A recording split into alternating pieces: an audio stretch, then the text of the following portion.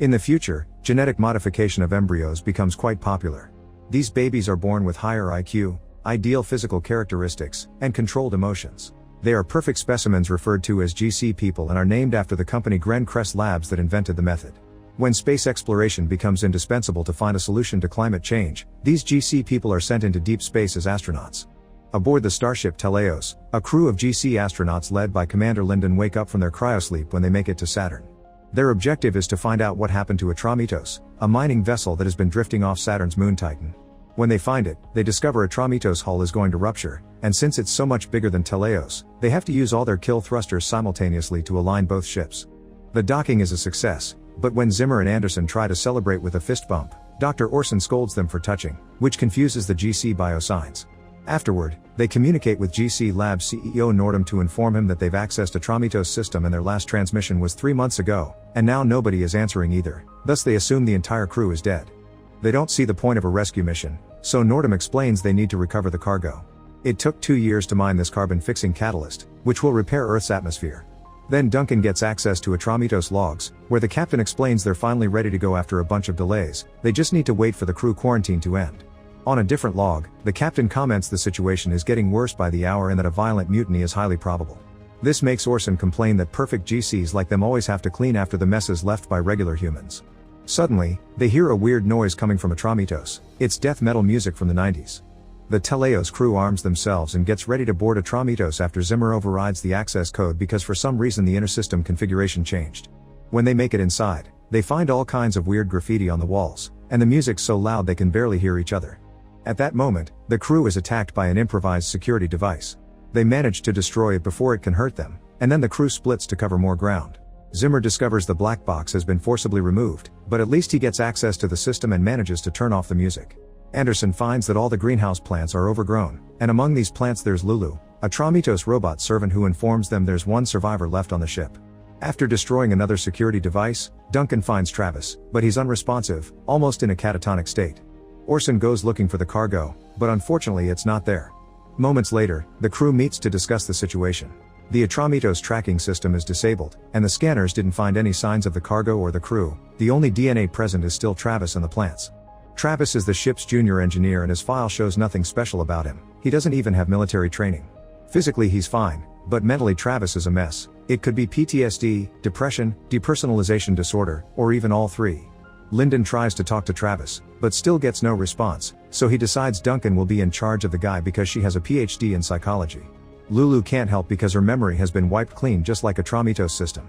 Meanwhile Anderson finds a message from Nordum coldly asking about the cargo and she comments on how they'll be stuck here for a while, thus they'll have to find a way to make the most of it.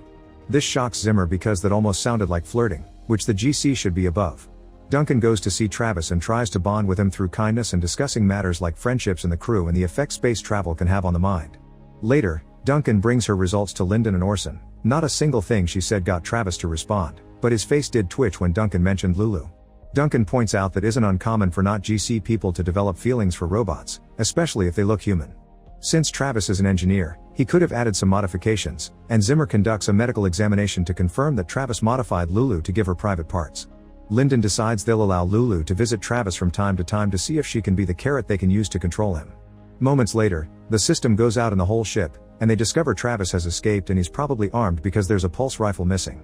Duncan goes looking for him and ends up at the end of Travis' weapon, so she tries to make him talk to her by using kindness again. When she's about to get him to react, Lyndon interrupts them and makes Travis lower the rifle through threats. After they lock Travis again, Duncan argues with Lyndon for not trusting her methods, but Lyndon just reminds her of the mission. In the meantime, Anderson weirdly tells Zimmer that she finds the emergency light soothing. Zimmer decides to access the Atramitos entertainment files, discovering that they like to watch violent robot fights. He thinks this is natural because unperfect humans crave violence, but Anderson finds it disgusting and asks him to stop it. Then she comments on how hot the room is without the cooling system and removes her jacket, which makes Zimmer feel more awkward than it should. Seconds later, Zimmer gets the system working again, and they get another cold message from Nordum reminding them to get the cargo and that everything else is secondary. Duncan studies the graffiti on the walls before approaching Travis again. This time she talks kindly about his art before leaving him alone with Lulu. Then Duncan goes into the next room to spy on them through a hidden camera, and she hears Travis whispers things to Lulu in Mandarin before kissing her. Afterward, Duncan goes looking for Orson and finds him wandering in a corridor because he forgot what he came here for, which is strange because he never forgets anything. Zimmer knows Mandarin, so Duncan plays the recording of Travis' words, which are gargled because of the whispering. Zimmer can make out the words unable, belief, and near, and wonders why Travis' profile didn't say he knew languages, but he promises he'll work on translating the full conversation. Duncan goes back to watching Travis and Lulu and discovers her hand is shaking, so she makes it stop before anyone can notice. Since Travis isn't talking anymore, Duncan makes Lulu leave the room and asks her what Travis said, to which Lulu responds Travis told her in his mind they are together every moment. This doesn't match Zimmer's translation, meaning she's lying, which she shouldn't be able to do. Meanwhile, the guys are discussing alternate methods of interrogation and Orson shares some military tactics he's studied in the past, but Zimmer and Lyndon are against anything that could cause harm. They're interrupted by Anderson, who is having trouble with the bathroom system, so Zimmer goes to fix it.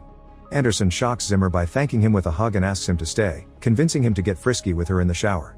Duncan continues to watch Travis and suddenly hears him speak in Russian. Before the computer can start translating, the ship suddenly begins shaking and the crew discovers an outside door opened, so they're losing atmosphere. Lyndon notices Zimmer coming out of Anderson's room without his uniform, but now they need to concentrate on the emergency, which is made worse when Zimmer realizes they've been locked out of the system. The door that opened is on the cargo bay, which doesn't make sense because that area should be isolated, meaning there must be a break in the air seal. Zimmer enters the cargo hold while Lyndon holds him with a rope, and while he's successful in closing the door again, this still makes Anderson cry because she thought her friends were in danger. Lyndon comes back fine, but Zimmer has passed from the air pressure, so Orson takes him to the infirmary for a medical examination. He decides Zimmer only needs some rest, probably until he wakes up, which leaves him confused because he's usually more exact with his words than that. Afterward, Lyndon scolds Anderson for what he did with Zimmer in the bathroom, reminding her that primal indulges aren't for GCs. Meanwhile, Duncan asks Orson if robots can lie, so he explains they can be reprogrammed to give incorrect answers to specific questions, but they can't make up their own answers. However, he didn't find such programming when he examined Lulu. Then Duncan goes back to the computer to translate the Russian sentences she heard earlier, and this is heard by Anderson, who points out that's a complex quote from War and Peace by Tolstoy. Anderson also wonders if Travis is contemplating the meaning of their existence, which makes Duncan rush to see him and finally confront him. After electrocuting him, she explains she thinks Travis is only pretending to be psychologically traumatized, which makes Travis answer in French, which Duncan can understand. Travis asks her not to repeat this to anyone but just adds another literature quote. Back to Anderson, she manages to get the communication system in the Atramitos working, but she sees the same message she saw before. Nordum hasn't been live, it's a recording that keeps arriving as a new message every 2 hours. Lyndon asks her to send new encrypted messages out to Earth until they get an answer, and this makes Anderson cry, so Lyndon yells at her for being emotional. At that moment, a newly woken Zimmer comes to see them, and Anderson runs to hug him, causing Lyndon to yell at them again. He thinks that if Zimmer hadn't been with Anderson, he could have seen the error in the cargo bay before it almost got them killed.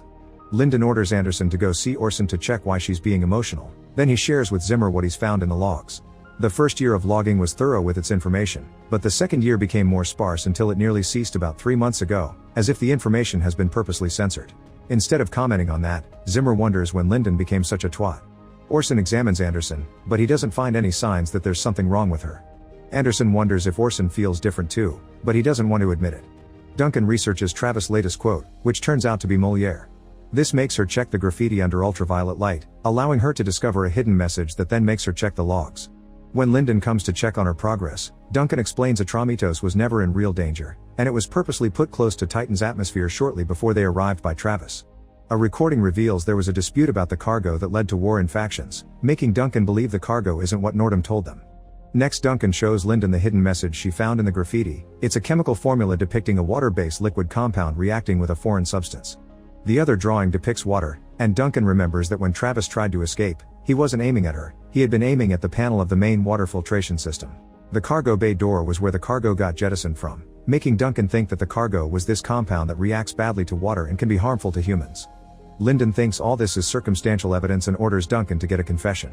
Duncan goes to demand an explanation from Travis, who quotes Tolstoy again and implies the compound would destroy not GC people before he starts laughing, making Duncan leave in frustration while her hand shakes. Zimmer finds her in the corridor and asks about the hand, but he quickly forgets what he came here for. In the meantime, Zimmer informs Lyndon that if the cargo had been released, then it would have pulled into Titan's atmosphere and it would have survived the landing, thanks to the special box it was in. However, without more information, looking for it would be like hunting for a single grain of sand. Later, Lyndon authorizes a more extreme method of interrogation to get Travis to talk. Duncan asks Travis to confess where the cargo is or Orson will hurt Lulu, and at first Travis doesn't react, he only watches how Orson gets the robot's arm. But when Orson's about to go for the head, Travis finally snaps and gives them the codes to track the cargo box. He also accepts to explain everything related to the compound, but only if they allow him to repair Lulu. In the communication room, Zimmer tries to get affectionate with Anderson, who pushes him away for the sake of the mission. Zimmer doesn't care about the mission anymore because he's tired of not having the power of choice and confesses he can't concentrate on his job because he keeps thinking about her. When she's called beautiful, Anderson cries and kisses Zimmer. When Lyndon discovers the couple is getting frisky again, he pulls them apart and tries to start a fight, but Orson stops them when he brings the info they got from Travis. Using the code, they manage to find the cargo, although they can't get a visual. Lyndon decides he and Zimmer will go down on a pod to recover the cargo. In the meantime, Duncan brings Travis repair tools to get him to talk. He explains he was the one to jettison the bodies and the cargo, and who erased Lulu's and the ship's memories, but he wasn't able to end things for himself. Since he couldn't forget all the terrible things, he decided to embrace the craziness so he could the story on his own terms because nuance couldn't be explained on a captain's log. After the crew had successfully mined the compound from Titan, one microscopic bit on someone's glove got through quarantine and into the water supply, making all their water lethal. They sent a message to Earth to warn them the compound wasn't safe, but Nordum only told them the ship came with a special water filtering system made by his company that could deal with the compound, meaning they always knew what it could do. The crew got divided into two teams, but those who didn't want to bring the compound back to Earth were killed by those who wanted to obey Nordum. Travis survived by staying away from the conflict, and the winning team got killed one by one from the shadows. GC Labs wants the compound to kill regular humans and use their blood to fix GC people. After Duncan leaves to tell the others, Travis begins repairing Lulu. Meanwhile, Anderson finds a message from Nordum, saying this will be his last. Nordum knows that the crew is probably feeling the symptoms of unwanted emotions by now and explains that the DNA of every GC person has a tracking code that was supposed to be inert, but it's mutating and causing irreversible neurological problems. The Earth is burning and regular humans are being hunted just like Travis said, and the crew only has a few hours before they'll go completely mad. Orson, Anderson, and Duncan get together to discuss the issue, and Orson points out Travis' blood could fix them all. This would also kill him, thus Duncan decides they'll wait for Zimmer and Lyndon to return before doing anything. Moments later, Duncan finds Orson trying to sneak from his office with the tools for blood extraction, so she has no choice but to stay next to him with her rifle out until their friends come back. 16 hours later, Lyndon and Zimmer return, but they get into a fight as soon as they re-enter the ship. The crew pulls them apart and after confirming the cargo is fine, they discuss things again and decide to vote. Zimmer and Anderson are against taking the blood, but in the end, Duncan agrees with Lyndon and Zimmer that better for one person to die than 5. While Orson goes to start the procedure on Travis, Anderson confesses to the others she doesn't trust Orson because she saw him working on a suspicious quote from The Art of War. Duncan explains he has just been translating the text they heard Travis said to Lulu, and she finally realizes her mistake. The quote indicates it wasn't Travis that killed everyone, it was Lulu. At that moment, Lulu wakes up and immediately knocks Orson out. The crew rushes to get their rifles, but when they make it to the rec room, Orson is unconscious and Lulu has left with Travis. Scared about what awaits them, Anderson tells Zimmer that she loves him, but before he can reply, the system goes out all over the ship. Zimmer turns around to check on what's going but a thump noise makes him look again only to discover Anderson has been killed from behind while they were distracted by the alarm. Zimmer's so furious that he ignores Duncan's warnings and goes looking for their enemy alone. Eventually he finds Lulu in the cargo bay, and since she's in combat mode now, she's better than even a GC person. Zimmer manages to land a hit or two on her, but Lulu still overpowers him and kills him. Duncan is found by Travis, who immediately knocks her out with his rifle, but this gives out his position and allows Lyndon to shoot him too. When Lulu comes down that corridor, she walks by Duncan's body thinking she's unconscious, but it's all a trap. Lyndon's holding Travis hostage to stop her from moving, then he and Duncan shoot at the ship's lighting system to make it explode above Lulu and electrocute her until she breaks. Afterward, Lyndon gets Travis ready to be killed while calling him depraved for the modifications he made to Lulu, which Travis denies.